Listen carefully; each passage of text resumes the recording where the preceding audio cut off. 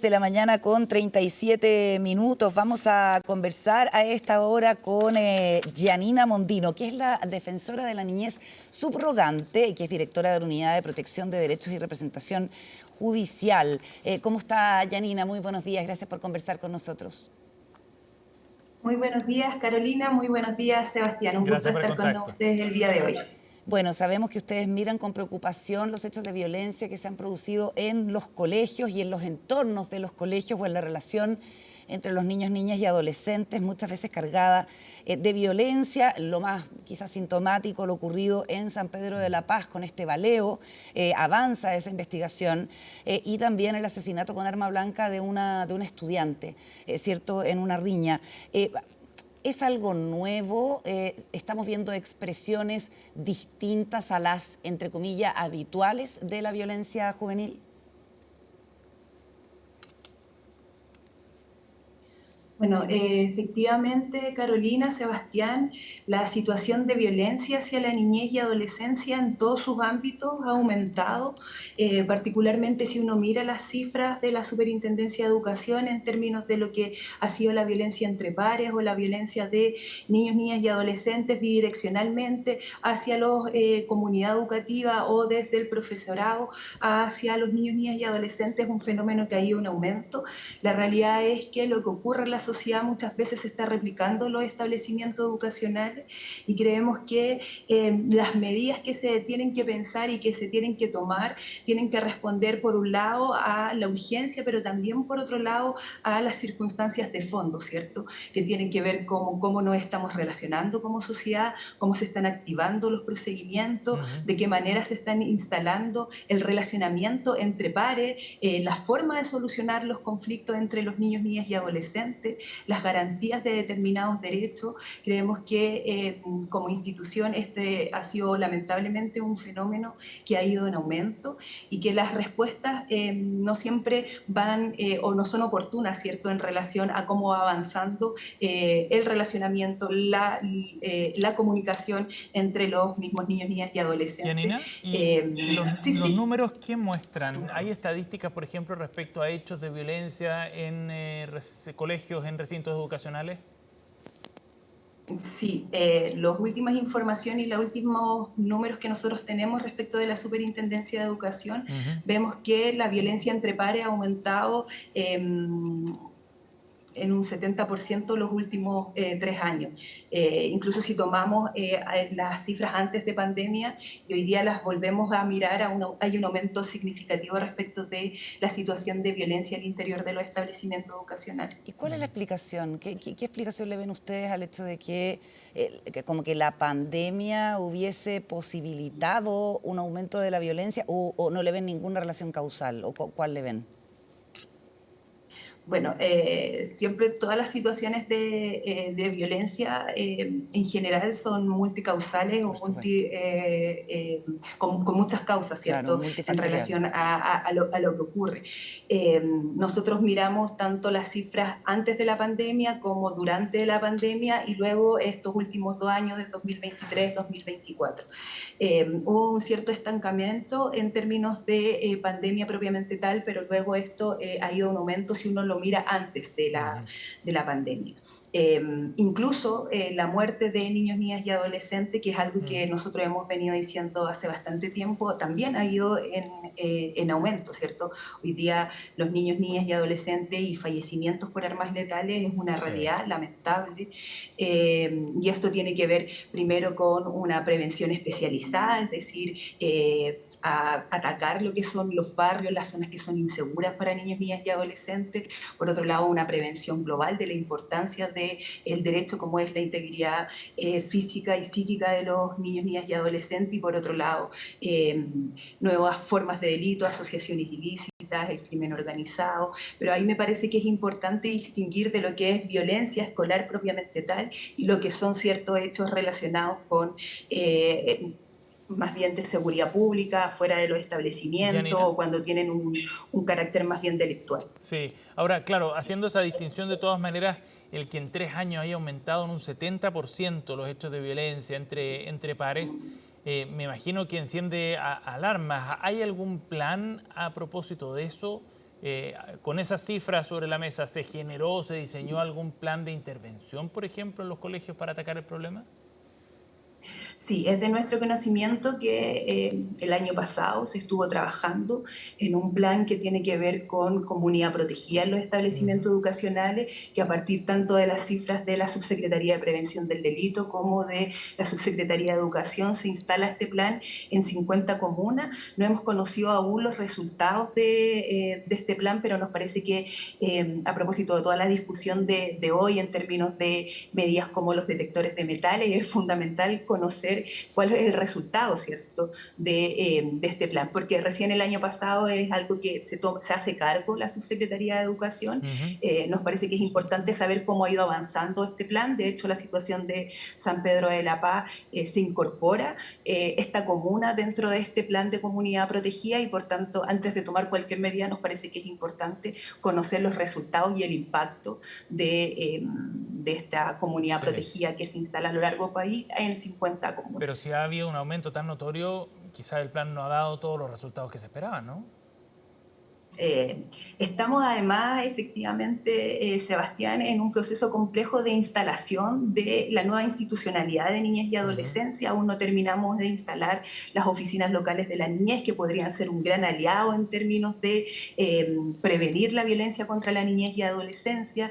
Hoy día estamos viviendo situaciones que son complejas hacia la niñez y adolescencia y además en un proceso de instalación de un sistema de garantías de niñez y adolescencia. Entonces, desde ahí efectivamente uno podría dar cuenta de que existe un aumento de violencia hacia la niñez, hay más violencia entre pares, pero sin conocer el resultado de este plan, no podría referirme en términos muy concretos de si es positivo o negativo aquel. Estamos conversando con Yanina Mondino, que es defensora de la niñez subrogante. Yanina, bueno, los entornos cada vez más violentos en que viven niños, niñas y adolescentes, obviamente que también son una explicación para su propio comportamiento, ¿cierto? Algo de lo que da cuenta el Observatorio de la Niñez de Colunga, que dice efectivamente que esa cifra va al alza. Entornos donde hay balaceras, entornos donde hay inseguridad para circular y donde la violencia pasa a ser una cuestión cotidiana. Ustedes se oponen a la instalación masiva de detectores de metales en los colegios. ¿Qué dice la evidencia que ustedes han revisado sobre la efectividad o no de esta medida? Efectivamente, Carolina, nosotros tenemos una opinión desde el año 2022 respecto de un primer colegio en Valparaíso que instó, ¿cierto?, a la instalación de metales, de detectores de metales antes de Temuco. Y desde ahí lo primero que es importante señalarles es que ningún organismo internacional, UNESCO, el Comité de los Derechos del Niño, ULIRREC, han recomendado el detector de metales como una medida que efectivamente evite la muerte de niños, niñas y adolescentes en los espacios educacionales. Eso es que no es una medida recomendada por ningún organismo internacional.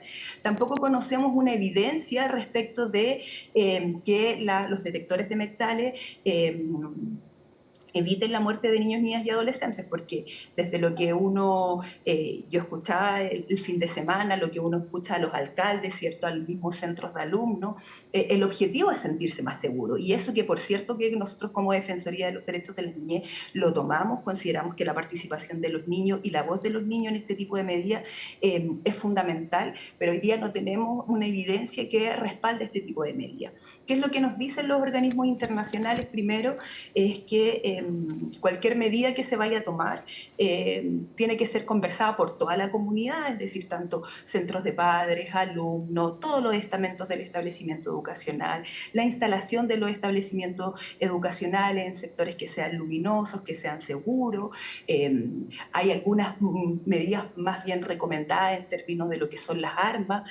Debiésemos empezar a pensar, ¿cierto?, en medidas relacionadas o legislativas con el porte de armas. También preguntarnos qué hacen, ¿cierto?, niños, niñas y adolescentes con armas, claro. La circulación de las armas en el territorio, y así una serie de medidas que más bien apuntan a que que todo sea conversado por la comunidad, que se incorpore la participación de los niños, niñas y adolescentes, Yanina, que se vean medidas. Sí, sí. Hay un proyecto de ley que ustedes urgen que se acelere o que los parlamentarios prioricen, que es sobre convivencia, buen trato y bienestar de las comunidades educativas. Y le piden también al Poder Ejecutivo a trabajar con todos los ministerios para que asuman, digamos, una responsabilidad transversal. ¿Esa ley qué establece? No, ahí no se habla de medidas como detectores de metales y eso, ¿no?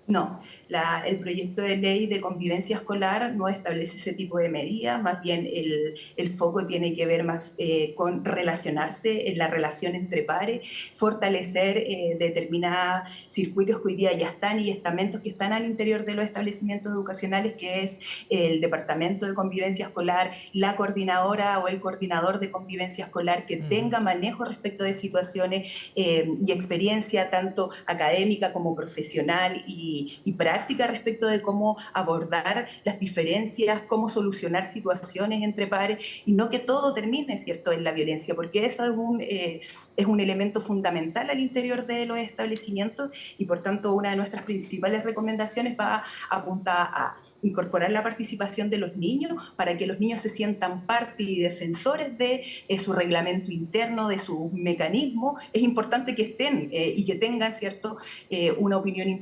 relevante en estos reglamentos y por otro lado también que aquellas personas que van a ejecutar el cargo de coordinador o coordinadora de convivencia escolar que tenga experiencia y que no simplemente sea una recomendación, sino un deber y una obligación que todo aquel que se relacione con temas de convivencia escolar tenga experiencia profesional y práctica.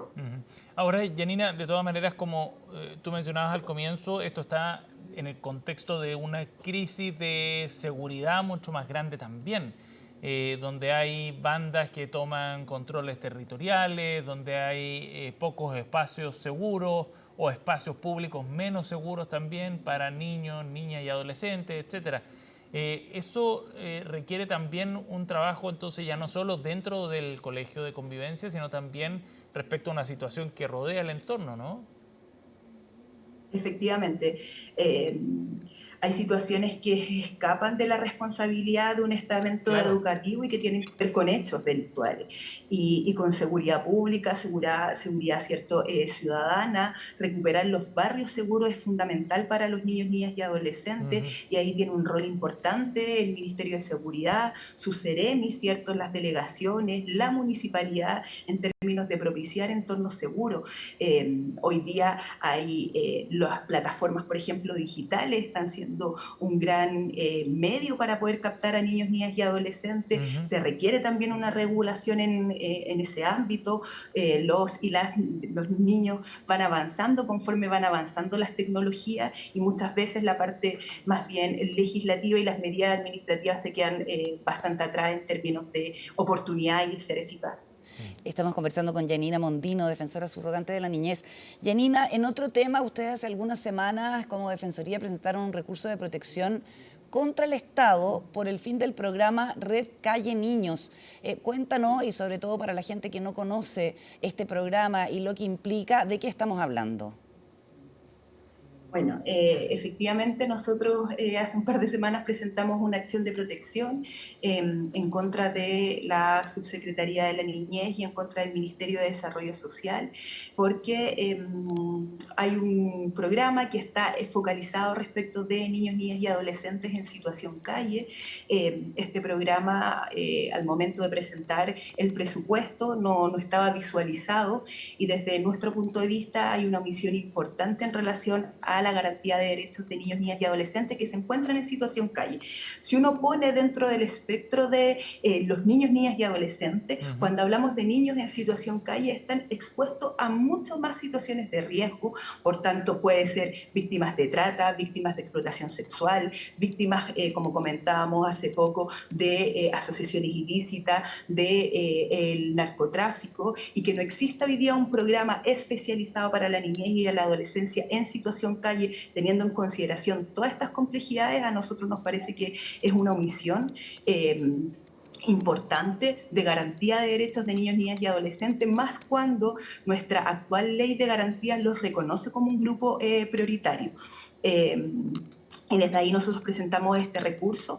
Lamentablemente lo declararon inadmisible. Estamos en un proceso de apelación y esperar, ¿cierto?, que la Corte Suprema le dé un curso y tramitación a esta acción constitucional, porque nos parece que el desde es garantizar a todos los niños, pero particularmente a aquellos que se encuentran en una situación de mayor desventaja, un programa que apunte a sus necesidades y a sus particularidades. Bien, Janina, muchísimas gracias por conversar con nosotros esta mañana con CNN para abordar este tema. Gracias por el contacto. Muchas gracias, Sebastián. Muchas gracias, Carolina. Gracias, Janina. Buenos días.